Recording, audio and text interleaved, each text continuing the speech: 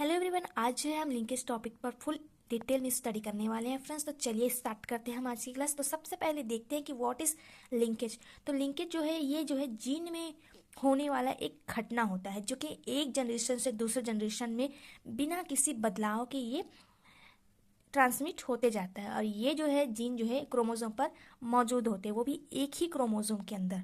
तो इसे ही कहते हैं लिंकेज। अब देखते हैं लिंकेज ग्रुप्स। तो लिंकेज जो ग्रुप्स होते हैं ये एक ही क्रोमोसोम के अंदर स्थित होते हैं और ये बहुत सारे जीनों का एक समूह होता है जिसे कहते हैं हम लिंकेज ग्रुप्स।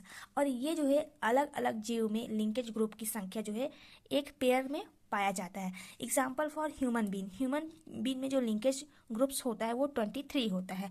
और वही बात करें हम मेलानोगास्टर, एक मक्खी है, उसका लिंकेज ग्रुप्स के, तो उसमें जो है 4 लिंकेज ग्रुप प्रेजेंट होते हैं।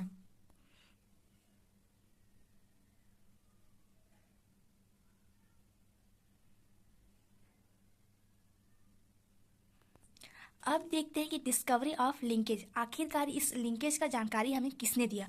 तो सर्वप्रथम सन 1906 में डब्ल्यू बेटसन एवं उनके सहपाठियों ने जो स्वीट मटर होते हैं उसमें जो है अपना प्रयोग जो है करके लिंकेज को इन्होंने प्रस्तुत किया। और इसमें उन्होंने देखा कि जो नीले पुष्प वाले स्वीट मटर के फ्लावर होते हैं और जो लाल पुष्प मटर के फ्लावर होते हैं उनमें उन्होंने क्रॉसिंग ओवर किया और देखा तो उन्होंने 4 जनरेशन का फ्लावर उन्हें प्राप्त हुआ। F1 पीढ़ी और F2 पीढ़ी, F1 जनरेशन और F2 जनरेशन में उन्होंने इसका रिजल्ट देखा कि इसका रेशियो जो है 7:1 और 1:7 का प्राप्त हुआ। जबकि मेंडल का जो नियम था, स्वतंत्र अपरूहन का नियम, उसके अनुसार यह अनुपात जो है 1:1 होना चाहिए था, लेकिन ऐसा नहीं हुआ यहाँ पे। तो इस तरह से सबसे पहले बैटसन ने लिंकेज का खोज किया।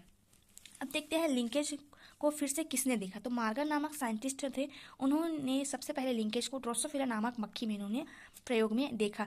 इस मक्खी को लेने का कारण यह था कि मक्खियों का जो लाइफ साइकिल होता है वो बहुत कम दिन का होता है, इसलिए उन्होंने जो लिंकेज है उसका रिजल्ट उनको जो है अच्छा मिला। और इनके लिए उन्होंने 2 टाइप्स के जो मक्खी होते हैं, ग्रे बॉडी और ब्लैक बॉडी वाले मक्खी उन्होंने लिया। मेल और फीमेल के बीच क्रॉसिंग ओवर कराया गया, फिर उसका रिजल्ट भी उन्होंने देखा।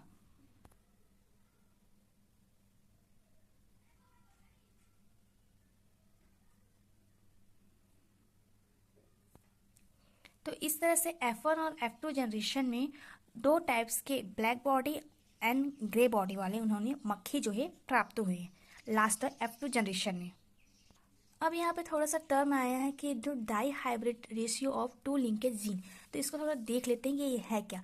तो जो जुड़े हुए जीन होते हैं जो कि स्वतंत्र वर्गीकरण दिखाते हैं लेकिन एक साथ रहते हैं और यह विरासत में केवल एक ही पेरेंट टाइप के होते हैं, जिसके संतान पैदा करते हैं उसका रेशियो जो है 3:1 का होता है।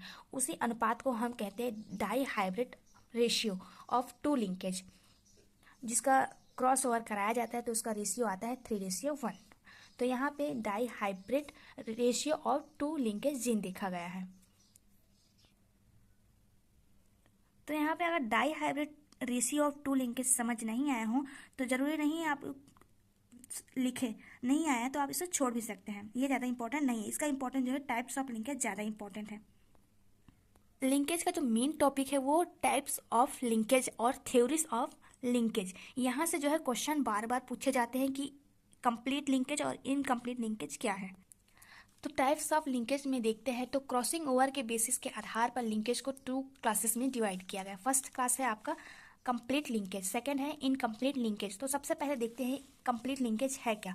तो कंप्लीट लिंकेज एक ऐसा प्रोसेस होता है जिसमें वर्णों का जो पेरेंट्स का जो फ्यूजन होता है उसमें 2 या 2 से अधिक जो है पीढ़ी का लिंकेज जो है निरंतर रूप से कंटिन्यूस फॉर्म में दिखाई दे, तो उस लिंकेज को ही हम कहते हैं कंप्लीट लिंकेज। जो कि बार बार पेरेंट्स का जो गुण है वो अपने नेक्स्ट जनरेशन में कंटिन्यूस फॉर्म में आ रहा है, तो उसी को हम कहते हैं complete linkage. Example for Drosophila, तो ड्रोसोफिला जो है मक्खी जो है उसमें जो है कंप्लीट लिंकेज पाया गया है।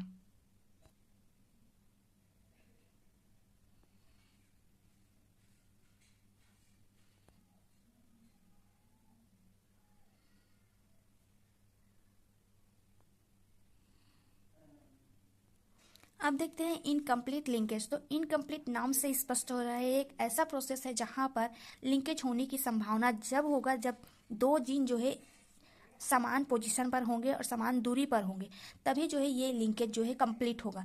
लेकिन जो है ये जो है गुणसूत्र जो है, दो गुणसूत्र जो है पर्याप्त दूरी पर अगर नहीं होते हैं तो ये जो है अनकम्प्लीट लिंकेज कहलाता है। जो हर एक बार जीन का जो है समय चेंज हो जाता है और लिंक जीन का जो दूरी है वो चेंज हो जाता है, इस कारण कहते हैं हम इनकम्प्लीट लिंकेज। तो यहाँ पे जो है ड्रोसोफिला का जो आइस है उसी के बेसिस पर उन्होंने इनकम्प्लीट लिंकेज को यहाँ पे प्रस्तुत किया है। इसके अलावा जो है इनकम्प्लीट लिंकेज को जियामेज के शीट पर बहुत अच्छी तरह से एग्जाम्पल के थ्रू जो है इनकम्प्लीट लिंकेज को बताया गया है। एग्जाम्पल फॉर इनकम्प्लीट लिंकेज जियामेज और ड्रोसोफिला का आइस।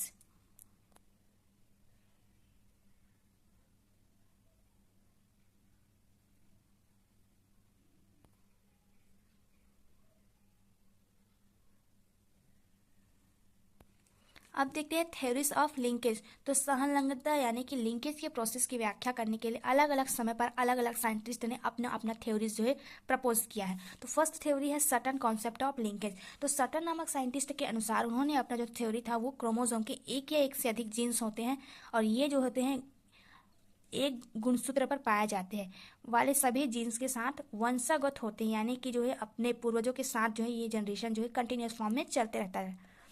दूसरा जो है मॉर्गन कॉन्सेप्ट ऑफ लिंकेज।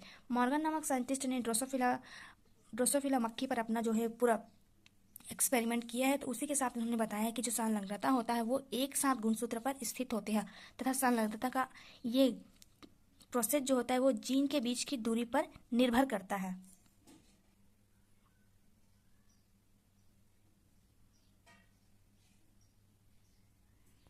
अब इसका थर्ड कॉन्सेप्ट देखते हैं कि coupling and repulsion hypothesis concept. तो इसमें क्या हुआ कि बेटसन एवं उनके सहपाठियों ने मटर के प्लांट में जो होने वाला एक्सपेरिमेंट है उसी के आधार पर उन्होंने रिपल्सन एंड कपलिंग को समझाया है कि यहाँ पे जब दो प्रभावी या अप्रभावी एलील एक ही जनक से प्राप्त होते हैं तब वे एक ही गैमेट्स के साथ ही पहुँचते हैं, तो उसे ही हम कहते हैं गैमेट्स कपलिंग। और सेकेंड जो है रिपल्सन, तो जब दो अप्रभावी या प्रभावी एलील जो है अलग अलग जनकों से प्राप्त होते हैं तो उसे हम कहते हैं रिपल्सन गैमेट्स का रिपल्सन। फोर्थ थ्योरी है आपका क्रोमोसोमल थ्योरी।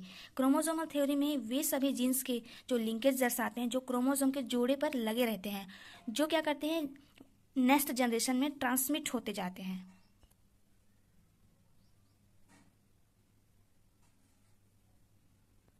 अब जो है इम्पोर्टेंस ऑफ लिंकेज। तो लिंकेज का जो इम्पोर्टेंस है वो अलग अलग जगह पर देखा गया है कि लिंकेज की सहायता से पॉजिटिव तथा निगेटिव भागों में हम बांट सकते हैं, जिसकी सहायता से जो पुनर्संयोजन होता है एवं हाइब्रिड होता है उसकी नेचर का हम पता लगा सकते हैं। सेकंड जो है लिंकेज की सहायता से हाइब्रिडाइजेशन तथा हाइब्रिड का अलग अलग प्रकृति हम ज्ञात कर सकते हैं। थर्ड जो है लिंकेज का इम्पोर्टेंस की जो इसमें एक्सरे होते हैं उसके द्वारा हम विभिन्न जेनेटिक्स गुणों का स्टडी हम आसानी से कर सकते हैं। तो ये हुआ फ्रेंड्स आज की क्लास जिसमें हमने लिंकेज का डेफिनेशन, टाइप्स ऑफ लिंकेज के जो थ्योरीज होते हैं और लिंकेज का जो इंपॉर्टेंस है उस सभी टॉपिक्स को हमने आज कवर अप कर लिया है। तो मिलते हैं फ्रेंड्स नेक्स्ट वीडियो पर।